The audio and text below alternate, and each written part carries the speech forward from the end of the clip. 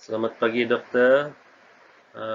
Kami grup 4, Buaya Vincent, akan membincangkan tentang pembinaan Jalan Raya Pen Borneo Sekitang.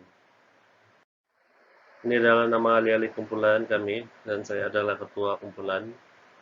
Saya mulakan dengan penyediaan pelan lukisan. Dengan adanya pelan lukisan yang telah diterjemahkan oleh ahli profesional, maka pasukan pembina akan menggunakannya untuk peringkat-peringkat berikut. Pertama, untuk membuat tenda. Kedua, semasa membinanya. Dan ketiga, digunakan pakai setelah siap untuk pengesahan yang ianya telah dibina sepenuhnya mengikut pelan dan spesifikasi. Tujuan pelan dan lukisan. Tujuan agar bangunan atau jalan dan lain-lain output projek berkenaan dapat dibina dan diluluskan oleh pihak berkuasa berkaitan di mana akhirnya bangunan itu boleh dimanfaatkan untuk tujuan asal. Dalam kerja-kerja pengukuran dan pembersihan, kerja ukur dan penjejaran jalan biasanya melibatkan kerja pengukuran dan pengiraan sudut mendata dan punggak jarak mendata dan ketinggian. Data yang diperoleh kemudian digunakan untuk masukkan peta asas, peta kontur, rating lintas, dan sebarang lukisan yang diperlukan. Terdapat 4 tahap utama dalam kerja ukur dan penjejaran yang akan disampaikan oleh rekan saya seterusnya. Terima kasih. Salam damai, salam sejahtera. Nama saya Elteret Adolf 19 dan seterusnya akan saya membentangkan kerja-kerja pengukuran dan pembersihan. Pertama, ukur peninjauan bagi kawasan cadangan, membuat tinjauan awal kawasan yang dicadangkan dan mengumpul data berkaitan dengan bentuk muka bumi di mana jalan akan dibina supaya anggaran kos bagi sesuatu penjejaran dapat dibuat. Kedua, ukur tinjauan bagi alternatif.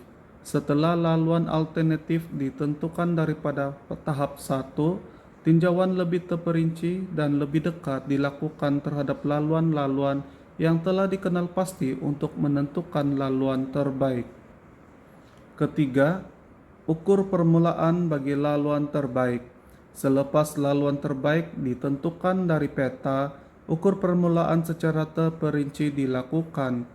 Biasanya ini dilakukan dengan kaedah ukur di tanah. Data yang diperolehi dimasukkan ke dalam komputer dan dengan bantuan perisian tertentu, reka bentuk geometri, plan, keratan rentas dan memanjang, dan lukisan terperinci dapat dihasilkan. Keempat, kerja ukur penandaan tapak. Berdasarkan lukisan yang dihasilkan, kerja ukur di tapak dijalankan untuk menentukan hak jalan. Kerja ukur aras, penjejaran, penandaan garis tengah, dan titik penting. Pembersihan tapak merupakan langkah pertama sebelum kerja pembinaan lain dijalankan. Tapak jalan mungkin berada di kawasan luar bandar atau bandar.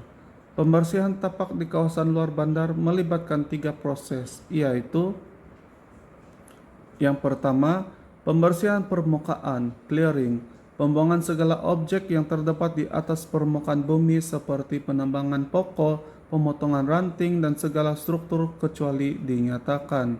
Kedua, pengorekan, grubbing, pembuangan segala rumput, rampai, akar, tunggul, dan apa juga struktur di bawah tanah pada kedalaman sekurang-kurangnya 500 mm di bawah aras bumi.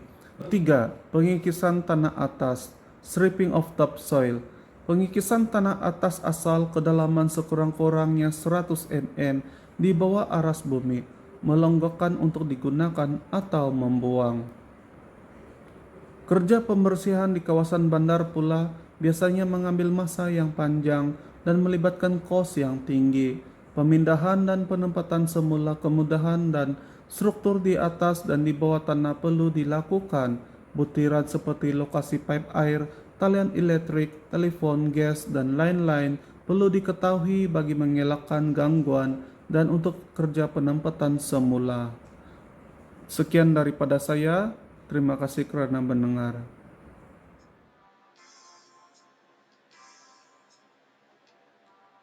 Selamat petang dokter dan rakan-rakan. Tajuk yang saya bentangkan berkenaan dengan kerja tanah. Kerja tanah bermaksud penyediaan alas pembentukan seperti yang dikehendaki dalam lukisan tender. Pembentukan melibatkan pemotongan dan penembusan tanah. Tanah berbukit akan dipotong dan dibawa ke kawasan berlurah untuk ditimbus. Aktiviti lain ialah pembersihan, pengorikan, pemunggahan, pengangkutan, penuangan, pemadatan, dan pencarunan. Dari segi pengorikan dilakukan untuk mendapatkan aras pembentukan yang dikehendaki. Berbagai genre digunakan bergantung kepada jenis tanah di tapak bina. Pemunggahan, pengangkutan, dan penuangan tanah yang dikorek perlu dipindahkan. Keberkesanan pemunggahan bergantung kepada genre pengangkutan yang sesuai.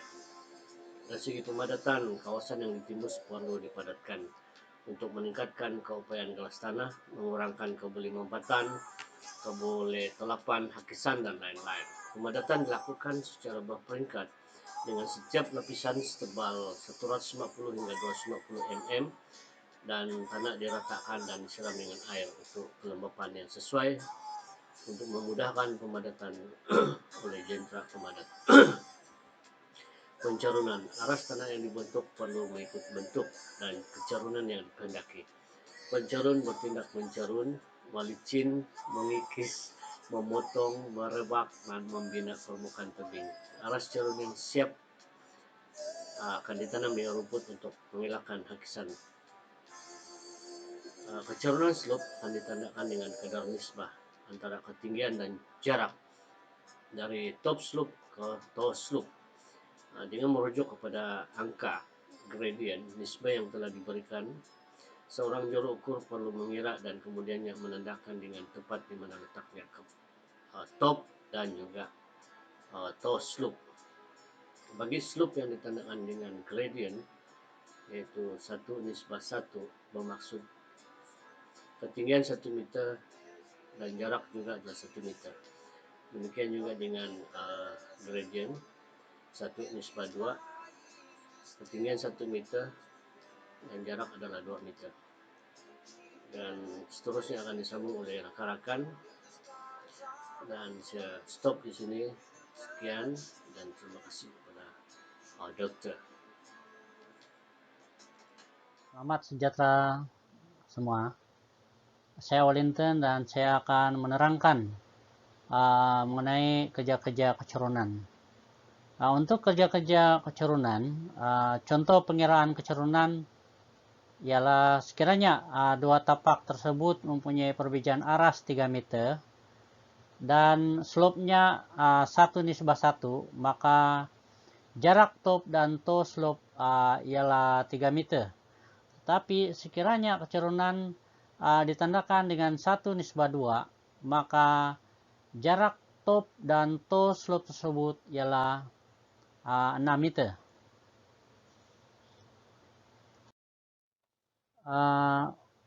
Untuk kerja-kerja peparitan dan saliran, dia terbahagi kepada dua sistem asas, yaitu saliran permulaan dan saliran utama. Fungsinya ialah membawa air larian permukaan ke kawasan tertentu dan ia adalah terdiri dari longkang atau parit tepi jalan, talang jalan, pembentungan, pipe air larian, dan struktur lain yang direka bentuk. Saliran utama ialah merupakan saliran yang terpenting dan dia bertujuan untuk mengumpul air larian permukaan ke sungai, tasik atau laut. Sistem ini terdiri daripada saliran semula jadi buatan manusia, saliran bawah tanah, saliran di jalan raya, dan lain-lain struktur saliran. Elemen kerja-kerja saliran dan peparitan terdiri daripada SAM. Ia berbentuk kekutak daripada batu bata dengan kemasan dalaman berplaster.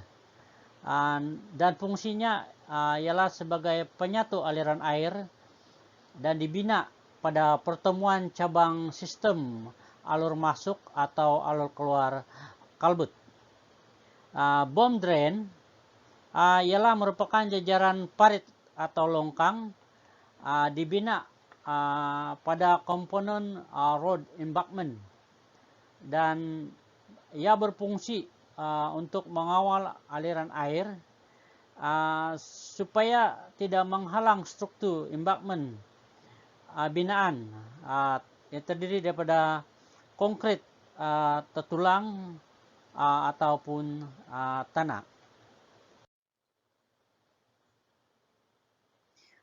Line drain adalah jajaran parit dibina di tepi sepanjang jalan raya dan dibina dengan pelbagai ukuran bergantung kepada kapasiti air yang mengalir. Dan satu lagi komponen kerja-kerja saliran pemeritan ialah earth drain. Earth drain terdiri pada jajaran parit semula jadi dan dibina dengan menggunakan jentera pengurik di tapak. Keluasannya adalah sederhana karena laluan air tidak deras. Sekian, terima kasih.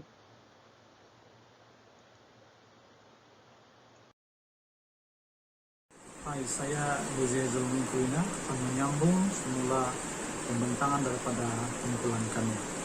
Selain daripada SAM, bomb drain, line side drain, dan earth drain, di dalam elemen kerja-kerja saliran dan perparitan terdapat kerja ataupun elemen lain yang perlu diambil perhatian, seperti outfall drain. Outfall drain merupakan jajaran parit pada cerunan slope atau road embankment yang berfungsi untuk mengalirkan air dari interceptor drain ke side drain atau dari bomb drain ke culvert atau sungai.